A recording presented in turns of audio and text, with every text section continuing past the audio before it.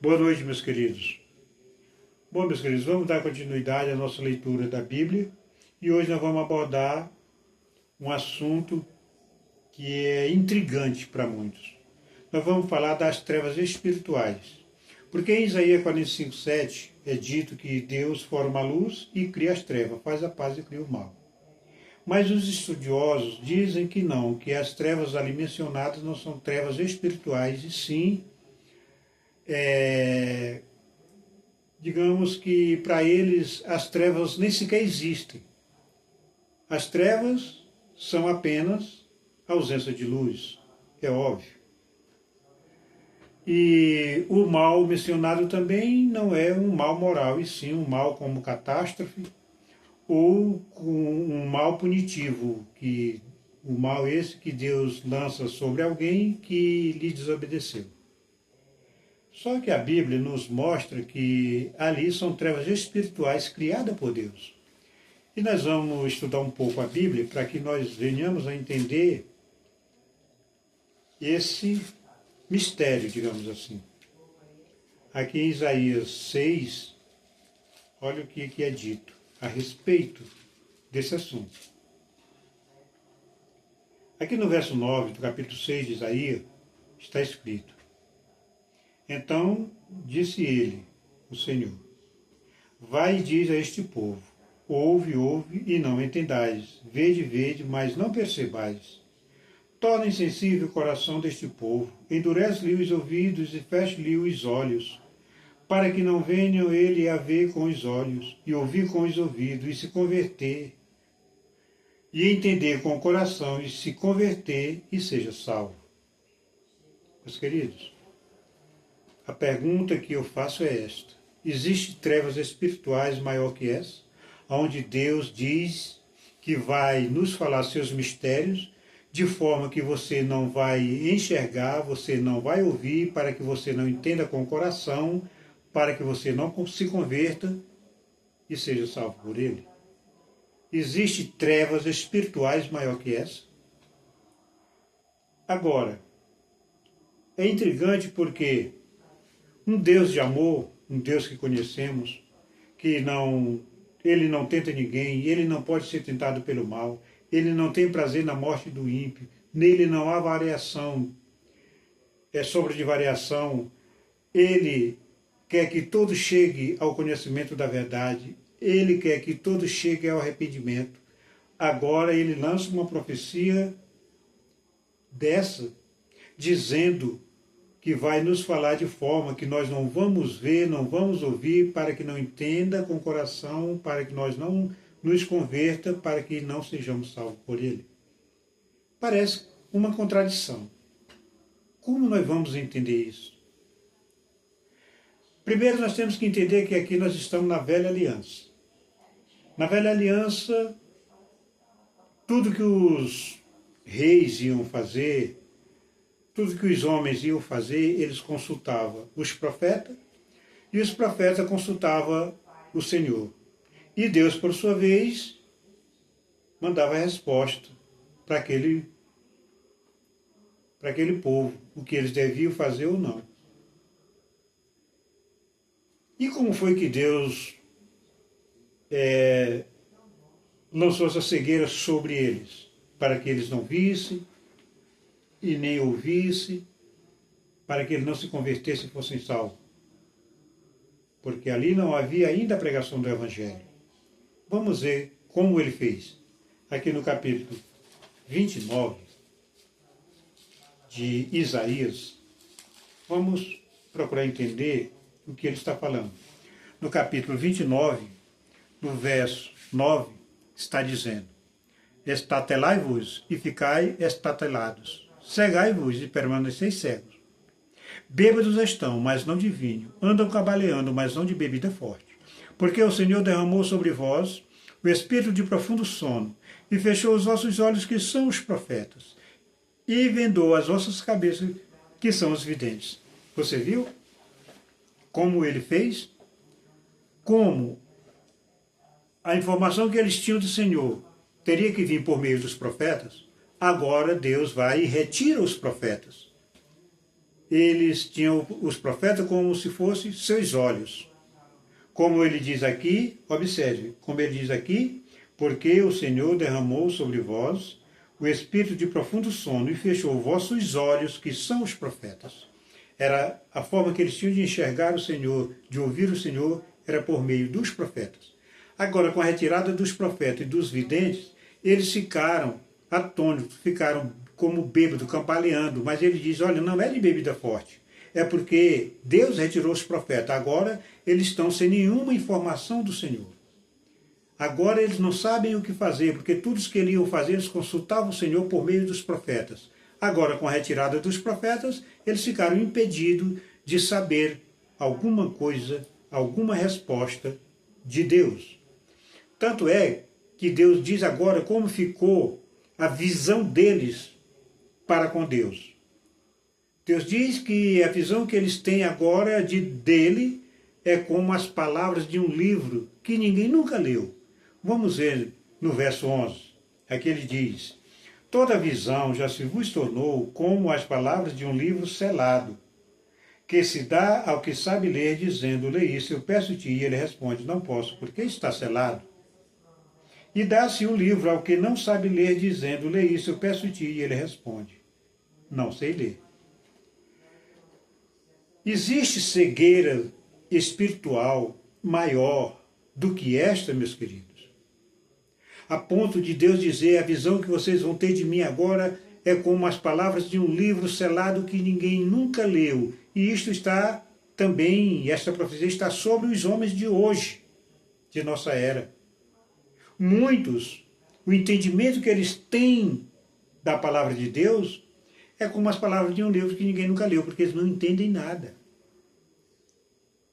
Olha o que ele diz no verso 12. No verso 13. O Senhor disse, visto que este povo se aproxima de mim, e com a sua boca e com seus lábios me honra, mas o seu coração está longe de mim, e o temor para comigo consiste só em mandamentos de homens que maquinalmente aprenderam.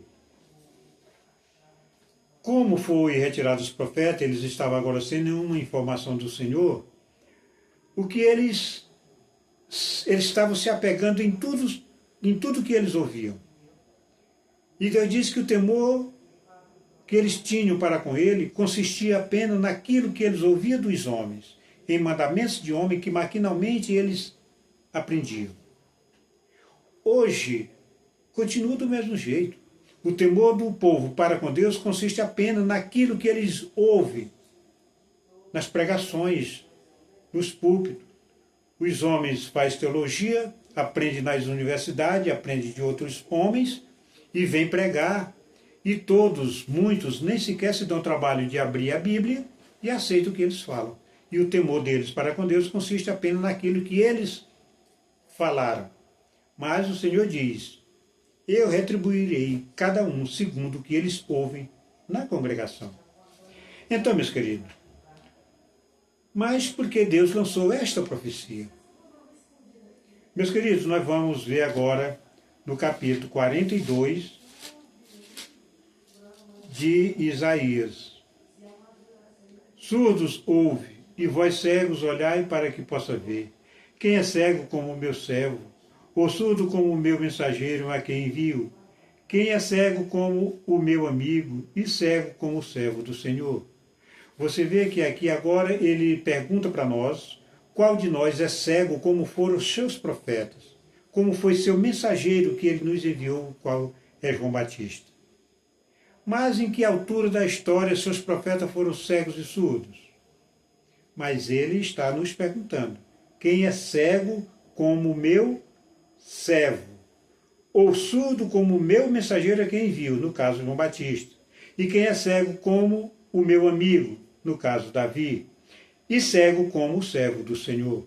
E ele diz, tu vês muitas coisas, mas não as observa ainda, que tens os ouvidos abertos, nada ouve. Então, meus queridos, essa cegueira espiritual continua aqui, a ponto dele nos chamar, de perguntar para nós qual de nós é cego como foram os seus profetas. Mas, em que altura eles foram cegos e surdos? Vamos ver no capítulo 13 de Isaías, de Mateus, para ver o que de fato ele diz.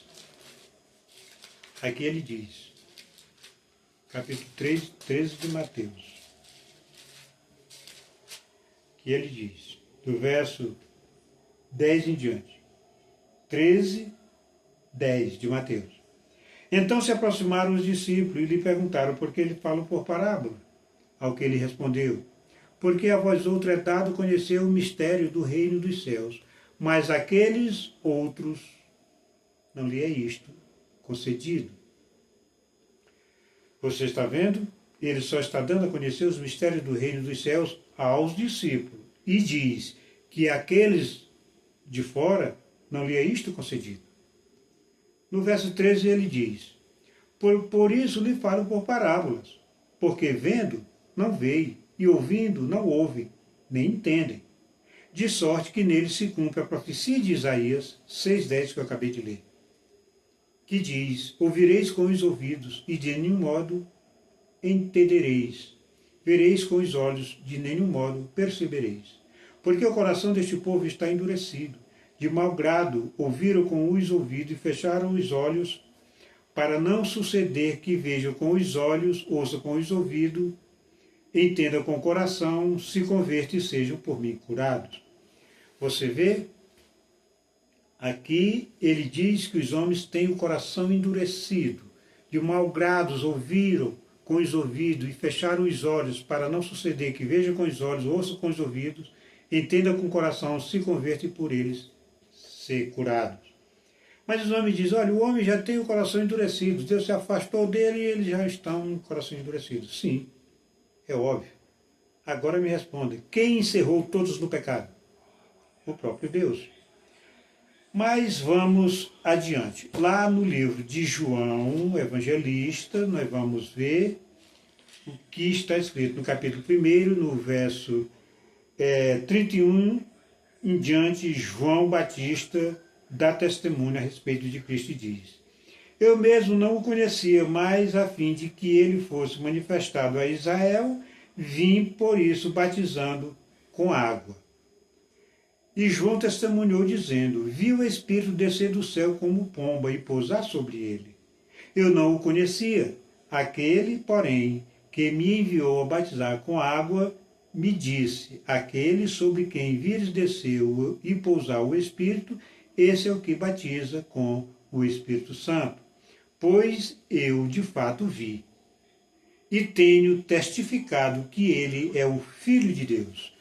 Aqui é um testemunho muito convincente, um testemunho verdadeiro que João Batista deu a respeito do Filho de Deus. Como ele disse, eu de fato vi e tenho testificado que ele é o Filho de Deus. Então, lá em Lucas 7,18, nós vamos ver o que diz a respeito disso. E aqui, Lucas 7,18. Aqui ele diz,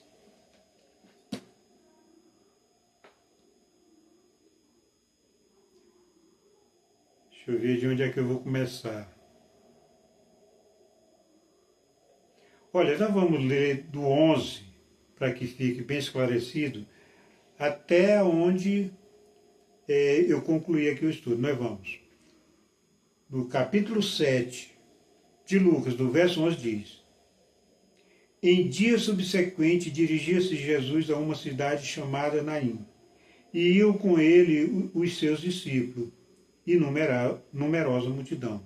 Como se aproximasse da porta da cidade, eis que saía o enterro do filho único de uma viúva, e grande multidão da cidade ia com ela. Vendo o Senhor, se compadeceu dela e lhe disse, não chores. Chegando-se, tocou a esquife e, parando os que o conduziam, disse, jovem, eu te mando, levanta-te. Sentou-se o que estivera morto e passou a falar, e Jesus o restituiu à sua mãe. Todos ficaram possuídos de temor e glorificavam a Deus, dizendo: grande profeta se levantou entre nós, e Deus visitou o seu povo. Esta notícia a respeito dele divulgou-se por toda a Judéia e por toda a circunvizinhança. Todas estas coisas foram referidas a João pelos seus discípulos. Você vê, os discípulos de João viram tudo isso acontecer, Jesus fazendo esse milagre, e ele foi e contou para João. Só que João Batista já estava preso.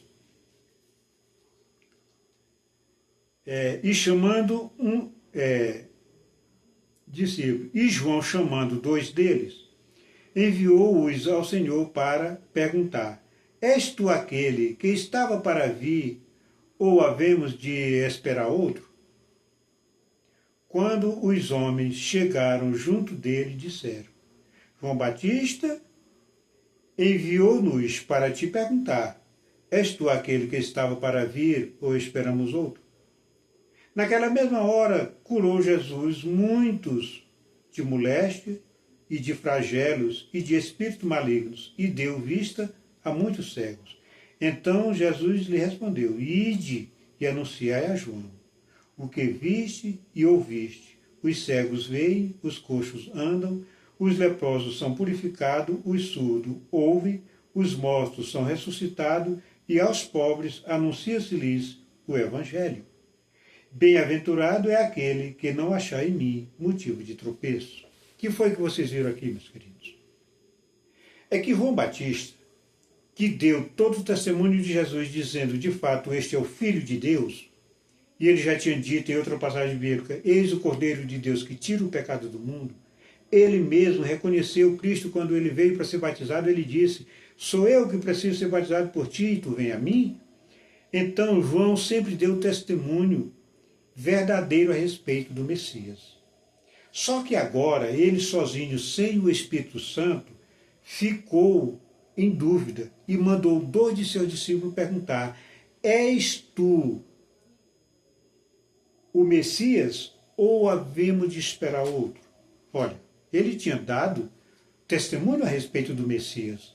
Ele tinha garantido que aquele era o Filho de Deus. E agora ele manda perguntar se ele era de fato o Messias.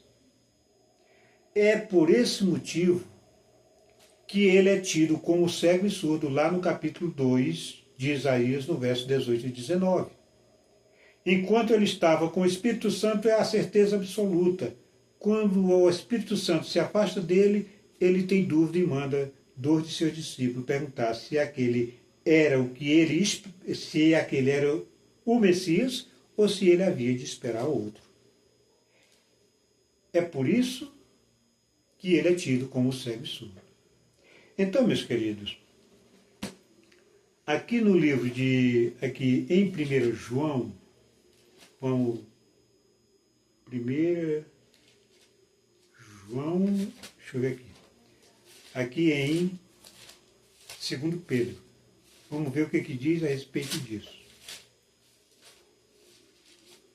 Procurar aqui. Aqui ele diz: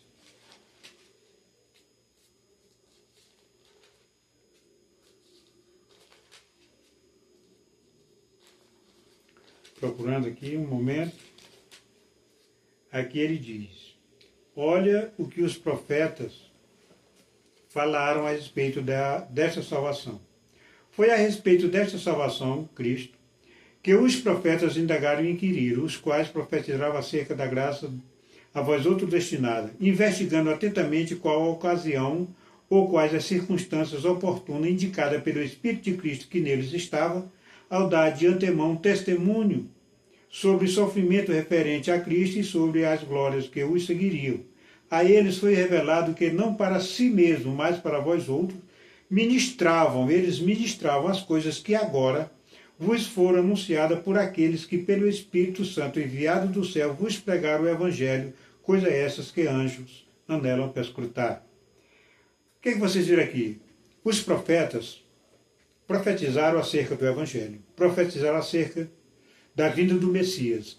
E eles investigavam atentamente, querendo saber quando e como isso aconteceria. Só que eles não viram a concretização da promessa.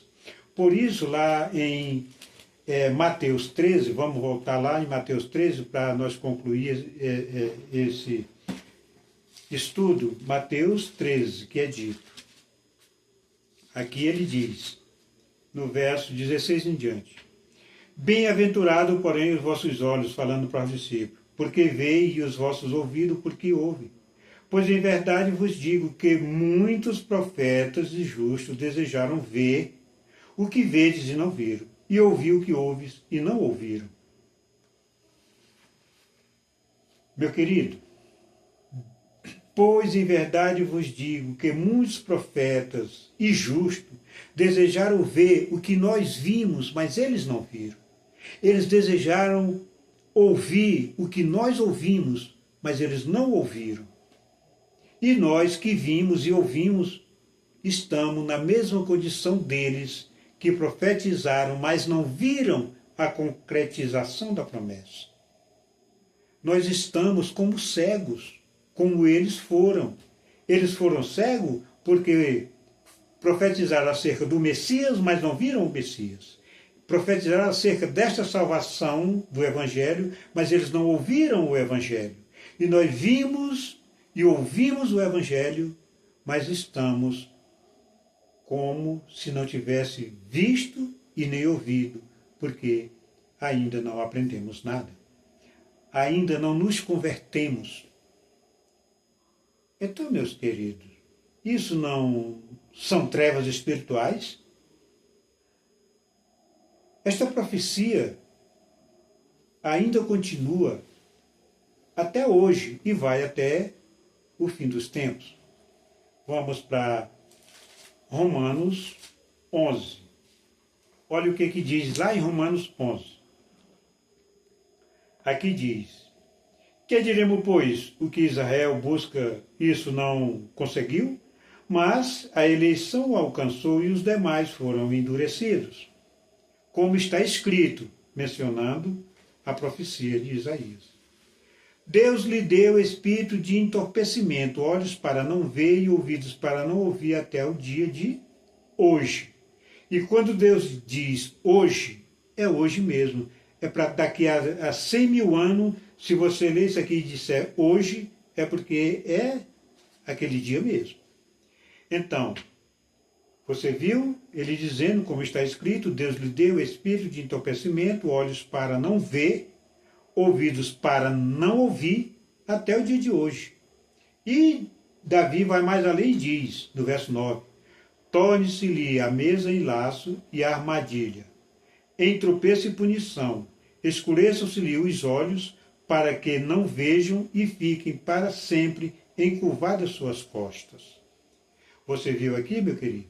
Agora aqui ele está falando da pregação dos homens. Eles pregam prosperidade e ele está dizendo, esta mesa farta, que está simbolizando a riqueza, é a armadilha e tropeço e punição. Você vai entender quando você lê Salmo 62, 22. Salmo 62, 69, que diga, 22, que diz, sua mesa, o mesmo que está lá, está aqui no Salmo, sua mesa torne-se-lhe diante deles em laço, e a prosperidade, que é o que eles pregam, em armadilha. Obscureçam-se-lhe os olhos, para que não vejam, e faz que sempre lhes vacile o dócil. Meu querido, se para vocês isto aqui não for trevas espirituais, eu lhe digo, é necessário que você volte a estudar a Bíblia, porque Deus não mente. E Ele disse que ia nos falar de forma que você não ia ver, não ia ouvir, para não entender com o coração, para não se converter e ser salvo. Mas fica a interrogação, mas esse Deus de amor que quer que todos sejam salvos, seu filho morreu pelo pecado do mundo inteiro, agora ele nos lança uma profecia dessa forma. Lembre-se apenas de uma coisa. Ele encerrou todos no pecado, para usar de misericórdia para com todos, A salvação é unicamente dele. Você é aquele que tem que ser salvo por ele. Fique na paz de Cristo agora e sempre.